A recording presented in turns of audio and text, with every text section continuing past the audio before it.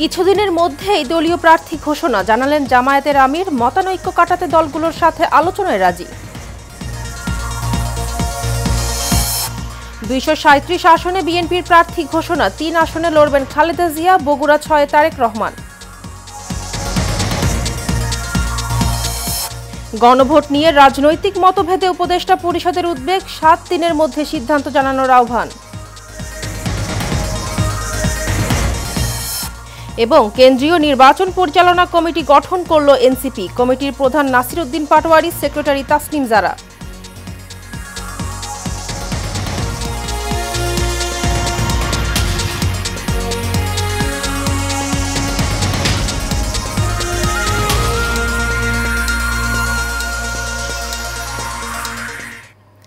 স্বাগত এশিয়ান নিউজে, আপনাদের সাথে আছি আমি ফারজানা হাসিন। এতক্ষণ শুনছিলেন বিআরবি কেবল ইন্ডাস্ট্রিজ লিমিটেড সংবাদ শিরোনাম। এবার বিস্তারিত।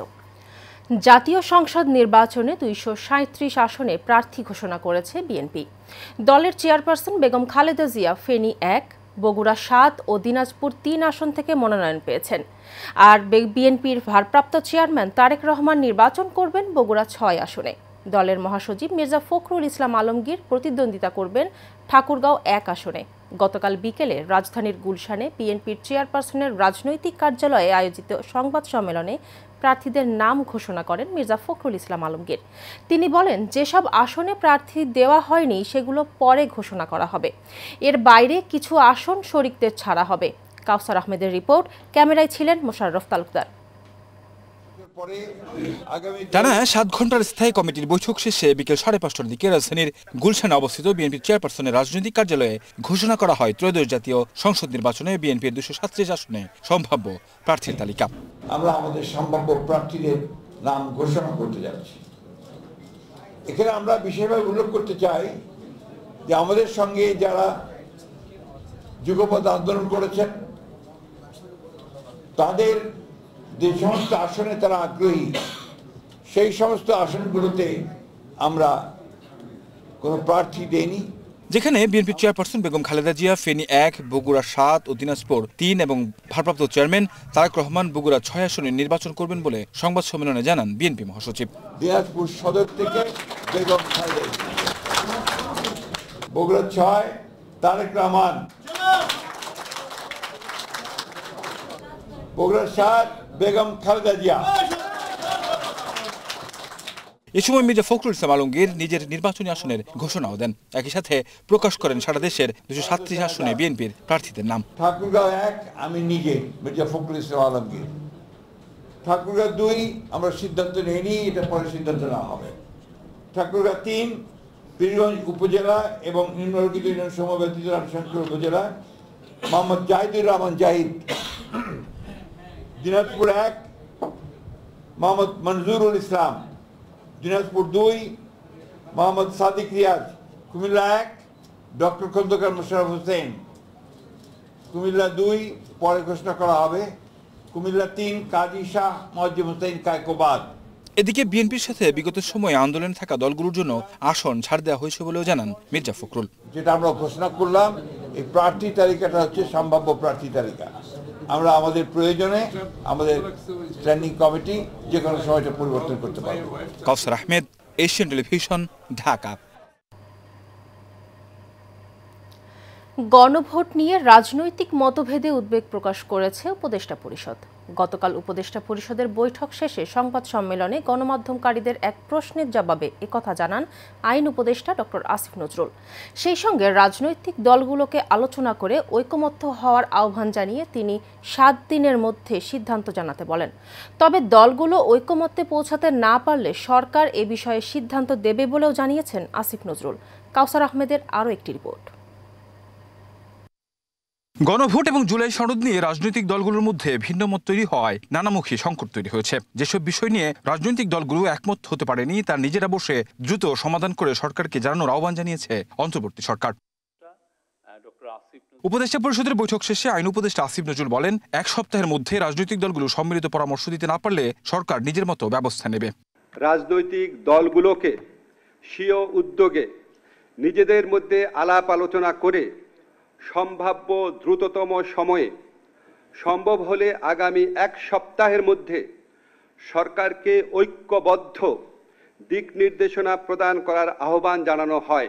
ওনারা যদি আলাপ আলোচনা করেন, আমরা এটা খুব আমাদের জন্য কাজটা সহজ হয়। ওনারা যদি ঐক্যবদ্ধ নির্দেশনা না দিতে পারেন, অবশ্যই সরকারের মতো সিদ্ধান্ত নেবে। রাজনৈতিক দলগুলো নিজের আলোচনা করে ঐক্যবদ্ধ নির্দেশনা দেবেন এই প্রত্যাশা করেন আইন উপদেষ্টা।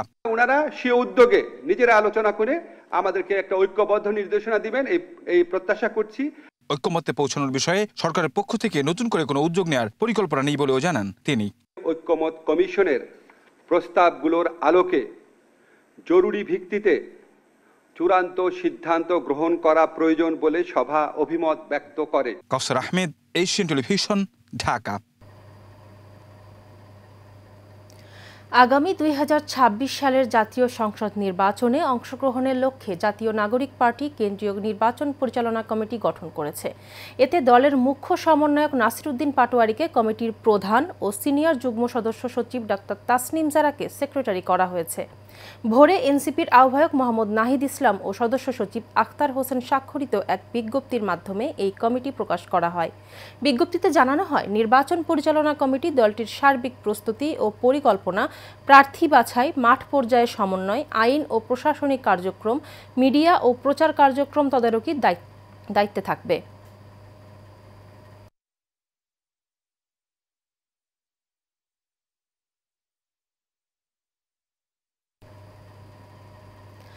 উন্নয়নের টাকায় চলছে কমিশনের চক্র, এমনই অভিযোগ উঠেছে গাইবান্ধা এলজিইডি কার্যালয়কে ঘিরে। ঠিকাদারদের দাবি, কোনো কাজের বিল তুলতে গেলে দিতে হয় শতকরা 5 টাকা কমিশন, আর সেই টাকা না দিলে আটকে দেওয়া হয় বিল। আবার টাকা দিলে কাজ না করেও বিল উত্তোলনের ঘটনাও ঘটেছে। সম্প্রতি এসব নানা অভিযোগের জেরে এলজিইডি অফিসে উত্তেজনা ছড়িয়ে পড়লে ক্ষমা চাইতে বাধ্য হন নির্বাহী প্রকৌশলী নিজেই। সুমন মণ্ডলের প্রতিবেদন জানাচ্ছেন শেখ ফাহিম। ঘুষের টাকা চাওয়াকে কেন্দ্র করে এভাবেই ঠিকাদারদের রোষানলে পড়েন গাইবান্ধা এলজিইডির নির্বাহী প্রকৌশলী উজ্জ্বল চৌধুরী। শেষ পর্যন্ত ভবিষ্যতে এমন ঘটনার পুনরাবৃত্তি হবে না মর্মে ক্ষমা চান প্রকাশ্যে। চলতি বছরের 28 জুলাই IRIDF 3 প্রকল্পের আওতায় পলাশবাড়ী উপজেলা পবনাপুর ইউনিয়নের সামনে থেকে হরিণাবাড়ি বাজার পর্যন্ত রাস্তার কাজে আগাম বিল দেওয়া সহ নানা অনিয়মের অভিযোগে নির্বাহী প্রকৌশলী উজ্জ্বল চৌধুরী সহ বেশ কয়েকজনের বিরুদ্ধে জেলা প্রশাসকের কাছে অভিযোগ দেওয়া হয়। এই যে এলজিডিতে যে গন্ডগোলটি 5% পিসি ও ঠিকাদারদের সাথে বিভিন্ন অনিয়ম দুর্নীতি নিয়ে যে হট্টগোলটা, এটা অত্যন্ত তার জন্য অসম্মানজনক। আমরা আসলে এটা জানতে চাই যে কোনো কাজ করার আগে তাকে 5% দিতে হয়, এটা কি আসলে সরকারি প্রথা না সরকারের কোনো রুলসের মধ্যে আছে? নির্বাহী প্রকৌশলী সাহেব উনি হাত জোর করে তাদের কাছে ক্ষমা চাচ্ছেন, আসলে এটা খুবই দুঃখজনক। সুশীল সমাজের অভিযোগ, উন্নয়নের নামে নিজেদের উন্নয়ন করে চলেছেন এই নির্বাহী প্রকৌশলী সহ তার সহচররা।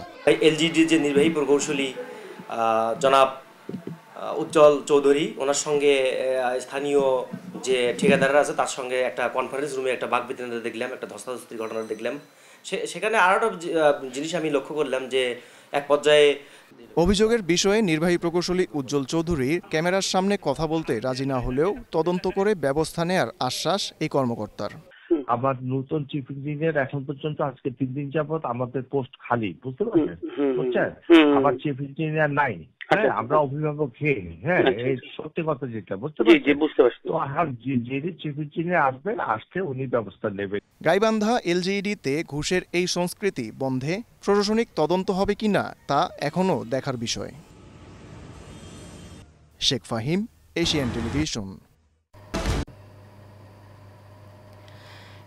নারায়ণগঞ্জের রূপগঞ্জে বিশেষ অভিযান চালিয়ে শীর্ষ সন্ত্রাসী, মাদক ও অস্ত্র ব্যবসায়ী রবিনকে অস্ত্র ও বিপুল পরিমাণ মাদক সহ গ্রেফতার করেছে সেনাবাহিনী।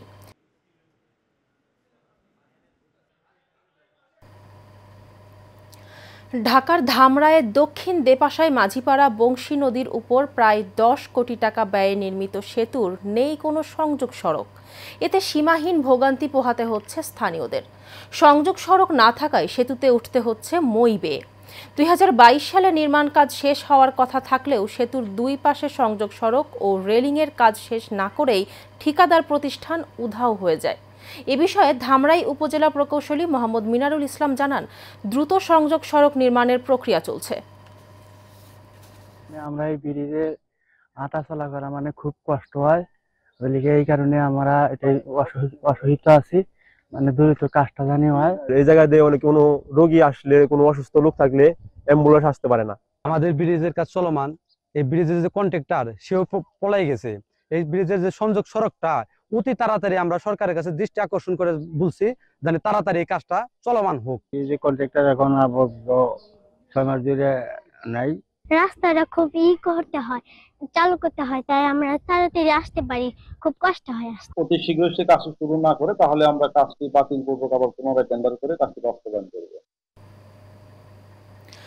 গাজীপুর মহানগরীর 50 নম্বর ওয়ার্ডে বিএনপির 31 দফা বাস্তবায়নের লক্ষ্যে লিফলেট বিতরণ করা হয়েছে। বিএনপির পক্ষে এই লিফলেট বিতরণ করেন স্বেচ্ছাসেবক দলের কেন্দ্রীয় কমিটির সহসভাপতি আরিফ হোসেন হাওলাদার। এ সময় ভোটারদের তিনি বলেন, বিএনপি যদি ক্ষমতায় আসে তাহলে কেউ সেবা থেকে বঞ্চিত হবে না।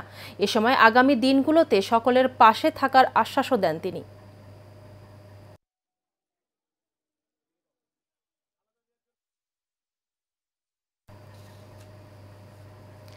বিএনপির ভারপ্রাপ্ত চেয়ারম্যান তারেক রহমানের ঘোষিত রাষ্ট্র কাঠামো মেরামতের 31 দফার লিফলেট বিতরণ করা হয়েছে।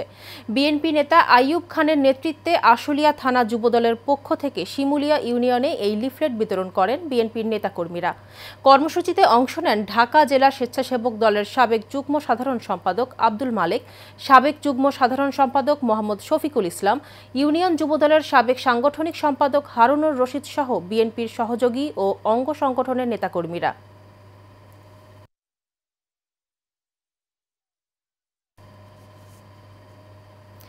লক্ষ্মীপুরের রায়পুরে মাদককে না বলুন, জীবনকে হ্যাঁ বলুন, এই স্লোগানে একতার বন্ধন ফাউন্ডেশনের উদ্যোগে মাদক বিরোধী র্যালি হয়েছে। র্যালিটি উপজেলার প্রধান প্রধান সড়ক প্রদক্ষিণ করে শহীদ ওসমান চত্বরে এসে শেষ হয়। এ সময় উপস্থিত ছিলেন উপজেলা নির্বাহী কর্মকর্তা মেহেদি হাসান কাউসার, রায়পুর থানার ভারপ্রাপ্ত কর্মকর্তা নিজামুদ্দিন ভূঁইয়া, একতার বন্ধন ফাউন্ডেশনের চেয়ারম্যান ও উপজেলা ছাত্রদল সভাপতি মাহফুজুর রহমান হৃদয় সহ অনেকে।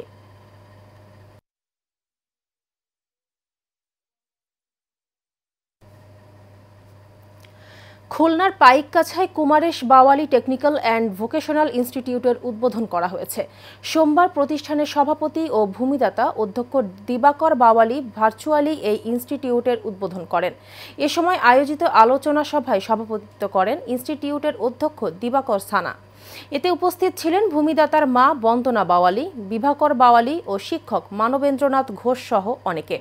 সভায় বক্তারা বলেন, এই ভোকেশনাল ইনস্টিটিউটের শিক্ষার্থীদের জন্য বিভিন্ন কর্মসংস্থানের ব্যবস্থা ও প্রবাসে চাকরির সুযোগ করে দেওয়া হবে। রাজধানীর উত্তরা আব্দুল্লাপুর সড়কের সংস্কার ও গাজীপুরের টঙ্গীবাজারে তুরাগ নদীর ওপর নতুন সেতু নির্মাণের দাবিতে মানববন্ধন হয়েছে। সোমবার দুপুরে উত্তরাস্থ আব্দুল্লাপুর সড়কে সোসাইটি অব জাতীয় গণমাধ্যম কমিশনের আয়োজনে এই মানববন্ধন হয়। মানববন্ধনে সাংবাদিক নেতারা বলেন, টঙ্গীবাসীর জীবন ও ব্যবসায়িক স্বার্থ রক্ষা করা তাদের নৈতিক দায়িত্ব। নতুন সেতু নির্মাণ ও সড়ক সংস্কার ছাড়া এই সমস্যার সমাধান সম্ভব নয়। এবার প্রবাস সংবাদ। ইতালির বেরগামো শহরের ভিয়া করেঙ্গিতে প্রবাসী বাংলাদেশিদের মিলনমেলা অনুষ্ঠিত হয়েছে। নাজমুল হোসেন চঞ্চল, ফারুক খান ও মঞ্জু দেওয়ানের উদ্যোগে একটি চাইনিজ রেস্টুরেন্টে এই মিলনমেলা হয়। এ সময় উপস্থিত অতিথিরা বলেন, এই মিলনমেলা যেন প্রবাসের মাটিতে ছোট্ট একটি বাংলাদেশ সৃষ্টি করেছে। প্রবাস জীবনের ব্যস্ততা ও একাকিত্বের মাঝে এমন আয়োজন প্রবাসীদের মনে নতুন উদ্দীপনা ও আনন্দ নিয়ে আসে বলেও জানান তারা।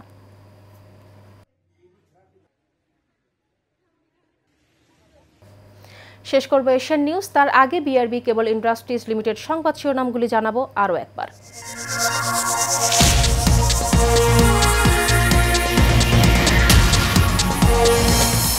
কিছুদিনের মধ্যেই দলীয় প্রার্থী ঘোষণা, জানালেন জামায়াতের আমির। মতানৈক্য কাটাতে দলগুলোর সাথে আলোচনায় রাজি। 237 আসনে বিএনপির প্রার্থী ঘোষণা, 3 আসনে লড়বেন খালেদা জিয়া, বগুড়া 6 তারেক রহমান।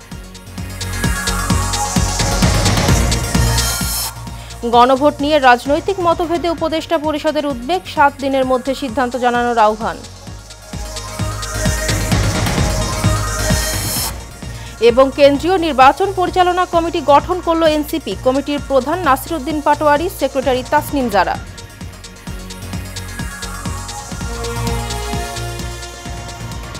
এশিয়ান নিউজ এ পর্যন্তই। পরের সংবাদ দেখার আমন্ত্রণ রইল। ধন্যবাদ সাথে থাকার জন্য।